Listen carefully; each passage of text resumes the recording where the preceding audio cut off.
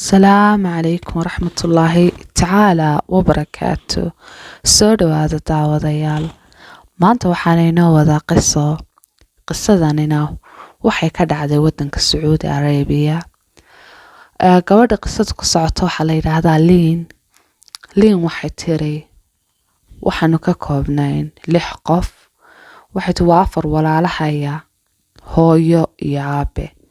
Waxay tiri walaalahay waxay ahaayeen wada gabdho, aniga ayaana ugu yaraa. Waxay tiri aabbahay waa jeclaa in uu marun dhalo wiil ka caawiyo hawsha guriga iyo ganacsigiisa, laakiin Ilaahay ma qorin oo waxaanu wada noqonay gabdho. Waxay tiri aabbahay waa shaqayn jiray ilaa ugu dambeyn noqday oday aan waxba hayn oo shaqadii oo dhan ka fadhiistay. Dukaamadu lahaa waa kaceen, waxaanuna noqonay reeraan haba yaraatee ku tiirsanayn meela oo risiq Ilaahay cuna. Cid waliba risiq Ilaahay waa cuntaa, laakiin waxay tiri aabbahay meel looma shaqayn jirin. Waxay tiri gabdhaha walaalahay labadiiga waaweynaa waa la guursaday oo ugu waaweynaa reerka. Reer ayay yeesheen. Guriga waxa ku soo hadhnay bay tiri mid koriga weyn oo walaashay Salma la yiraahdo iyo aniga. Waxay tiri aabbahay wuxuu bilaabay inuu soo amaahdo deyman. Waxay tiri deymanka ayaanu ku noolay. Nolol bay tiri horta nooma ogoleen aabbahay inaanu shaqayno. Wadanka sharciga yaalana ma ogoleen haweenkuna dibadda u soo baxaan. Taasina waxay nagu kaliftay in aanu guriga iska fadhino, aabbahayna deyn badan u soo qaato. Waxa dhacday in maalin kasta aabbahay guriga lagu soo garaacayo isaga oo la weydiinayo deyntii. Laakiin aabbahay wuxuu gacanta ku hayay ma jirto. Mar waa la siyaaf laga deynayaa, mar waa iska ooyayaa oo murugo ayaa qabanaysa. Waxay tiri noloshii ayaa nagu adkaatay. Annagoo aad u yaaban oo xitaa heer aanu gaadhnay aan isla iskuulka ma ka fadhiisataa, laakiin aabbahay leeyahay may ha ka fadhiisan. Ayaa maalin waxna soo booqday oday ka mid ah qaraabadayada. Odaygan waxay tiri waxa la odhan jiray Xamdaan. Waxay tiri Xamdaan waa oday hantiile ah, laakiin wax caruura ma u dhalin. Waxay tiri waa soo dhaweynay, shaah baan u karinay, cunaan u karinay. Aabbahay buu la sheekaystay. Aabbahay baa wuxuu uga warramay duruuftiisii. Waad maqli jirteen dee qofka duruufta haysan aad baa looga faa'iidaystaaye. Waxa dhacday in odaygii aabbahay u soo bandhigo in uu siiyo gabadhiisa 21 jirka ah oo ah walaashay Salma. Aniguna waa maqlaay. Waxa uuna yiri waxa deyn lagugu leeyahay oo dhan aniga ayaa kafaala qaadanaya. Waxay tiri aabbahay meel uu joogo waa garan waaye farxad wajigiisii, qosol buuna ku waashay. Wuxuuna yiri waayahay waa ku siinayaa gabadhayda. Bal horta aan la soo hadlo. Waxay tiri walaashay iyo aabbahay u yimi. Wuxuuna yiri aabba waa ku bixiyay waxaana ku siiyay Xamdaan. Walaashay waxay la soo istaagtay diidmo iyo ma rabo.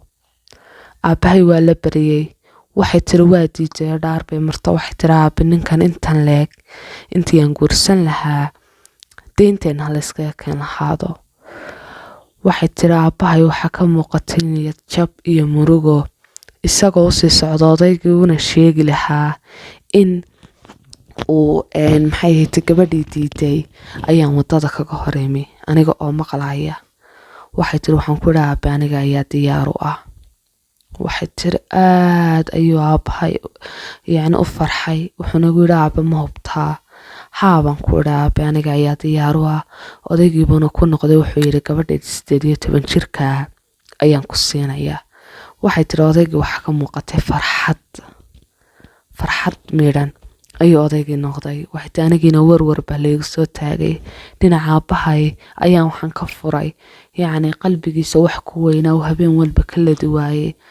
Dhinacna aniga ayaa noloshaydii god ku riday oo oday weyn oo xitaa aabbahay ka weyn ayaan ogolaaday oo aqbalay. Waxay tiri aad baan u murugooday. Aabbahay deyntii waa laga wada bixiyay. Waxay tiri lacag buu odaygina siiyay.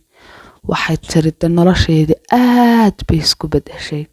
haddaba de waxa la gaadhay xilligii la aroosi lahaa gabadhan oo odaygan loo wareejin lahaa.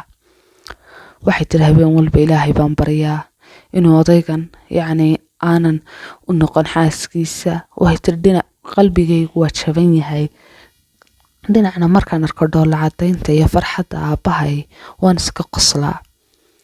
maalinkii dambe ayaa waxaa dhacday bay tiri markii wiig ka harsanaa aqalgalkayagii in laysoo sheego warkaasina waxa uu ahaa in uu dhintay odaygii Xamdaan oo tii alle u timi. waxay tiri mar waan murugooday oo odaygan dhimashadiisa kuma farxin, oo qofna qof muslina dhimashadiisa kuma farxayo. marna waan farxay bay tiriyo noloshaydii aanan waayin, aabbahayna aan deyntii ka bixiyey. waxay tiri arrinka sii dheer ayaa waxa uu yahay in odaygii markii uu dhintay dhaxalka aad u badan, odaygani bilyaneer buu ahaa, uu kala badh iiga dhintay maadaamaan xaqna u leeyahay xaaskiisiina ahay. waxay tiri lacagtii waan helay, lacag aad u badan aanan weligay filayn. waxaa noqday bay tiri bil adigu 2 bilood gudahood ayaa reerkayaga iyo anagii waxaa noqonay milyaneero lacagtii odaygaasi ka tegay badideeda. waxay tiri keligii ma wada qaadan, laakiin barkii soo gaadhay. waxay tiri deyntii waan bixiyey, aabbahay farxaddii baan soo celiyey, oo farxaddii aabbahay baan soo celiyey. maxay ahayd tooy ilaahayna iguma ridin godkii odaygii iga weynaa, oo maanta haddii aan maanta la aqalgali lahaa mustaqbalkaygu halkaa ku baabi'i lahaana halkii ayaan kaga joogay.